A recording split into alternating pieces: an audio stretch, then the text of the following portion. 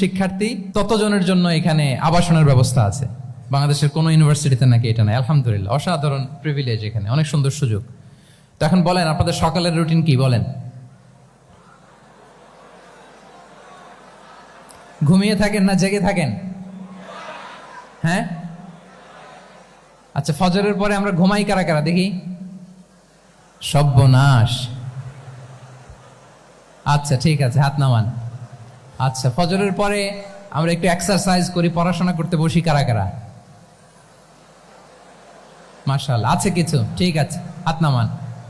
এবার দুইবারের একবারও যারা হাত তোলেননি তারা হাত তোলেন। আপনারা কি করেন? এইটা এটা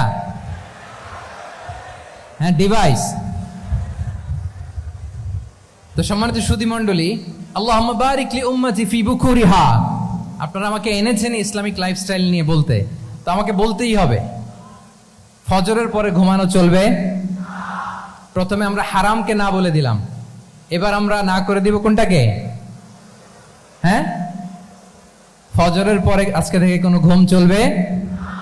আমি এখানে জবরদস্তি করব না, শুধু আপনাদের সামনে আমি প্রেজেন্ট করছি। যদি সেমিনারের যে টপিক নিয়ে আপনারা শুনতে এসেছেন, এটা যদি আপনি অ্যাডাপ্ট করতে চান, অনুশীলন করতে চান, হ্যাঁ, ফজরের পরে আজকে থেকে কোনো ঘুম চলবে। এই সময়টাতে অনেক বারাকা আছে। তো কি করতে হবে? এটার জন্য আগে আগে ঘুমোতে হবে। কি বলেন? অনেকে ফজরের এই বরকতময় সময়টা তারা ঘুমাতে ঘুমাতে মিস করে। এর কারণ দেরিতে ঘুমোতে যাওয়া। আগে আগে ঘুমানোর অভ্যাস করতে হবে। কিন্তু আগে তো ঘুম আসে না, তাই না?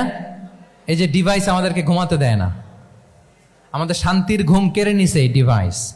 এই ডিভাইস অ্যাডিকশন, স্ক্রিন আসক্তি, এই স্ক্রিন আসক্তি আমাদের শান্তির ঘুমকে কি করেছে? কেড়ে নিয়েছে।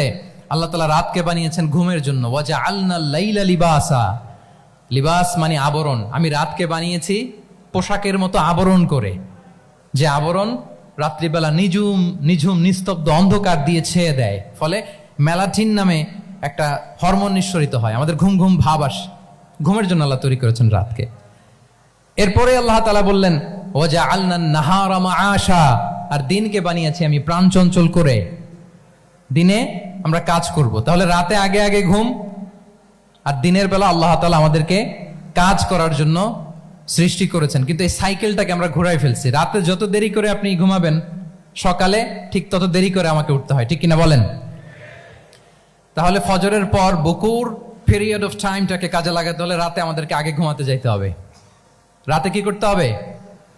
আগে ঘুমোতে যেতে হবে। তাহলে এক নম্বরে কি বললাম? কনসেপ্ট অফ হালাল এন্ড হারাম। 2 নম্বরে বললাম প্রোডাক্টিভিটি। ইসলামিক লাইফস্টাইল হচ্ছে একটা প্রোডাক্টিভ লাইফস্টাইল। এটা মেনটেন করতে হলে প্রোডাক্টিভিটির অনেক কথা। একটা কথা হচ্ছে সকাল সকাল আপনার দিন শুরু করুন। কি পাওয়া যাবে তো ইনশাআল্লাহ? সবাই একসাথে পড়ে ইনশাআল্লাহ। এই যে আমাদের দেরি করে রাতে ঘুম আসে, স্ক্রিন আসক্তি, এই ডিভাইস আমাদের আরামের ঘুম কেড়ে নিছে কেন জানেন? এর কারণ হচ্ছে আল্লাহর দেয়া যে ফিতরাত, এই ফিতরাতকে আমরা উল্টে দিয়েছি। ফিতরাত শব্দটার সাথে আপনাদের পরিচয় আছে? হ্যাঁ, the innate characteristics of a human being. একটা মানুষের যে ক্যারেক্টারিস্টিক্স, যে ইননেট স্বভাব দিয়ে আল্লাহ তাআলা তৈরি করেছেন, নেচার, এটাকে আরবিতে বলে ফিতরাত। এই ফিতরাতের বিরুদ্ধে কিছু করা যাবে না। ইসলামিক লাইফস্টাইল হচ্ছে ফিতরা বেসড লাইফস্টাইল।